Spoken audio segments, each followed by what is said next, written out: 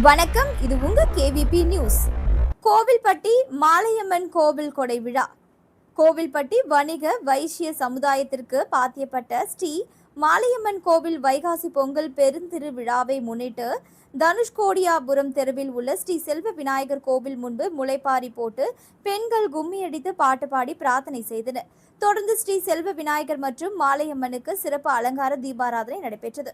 பூஜைகளை சுப்பிரமணிய ஐயர் மற்றும் முருகன் சுவாமி செய்திருந்தனர். விழாவில் கோவில் தலைவர் வெங்கடேஷ், செயலாளர் வேல்முருகன், பொருளாளர் தங்க மாரியப்பன் மற்றும் கோவில் நிர்வாக கமிட்டி உறுப்பினர்கள் ஏராளமான பக்தர்கள் கலந்து கொண்டு சுவாமி தரிசனம் செய்தனர். பூஜையில் கலந்து கொண்ட பக்தர்களுக்கு பிரசாதம் வழங்கப்பட்டது.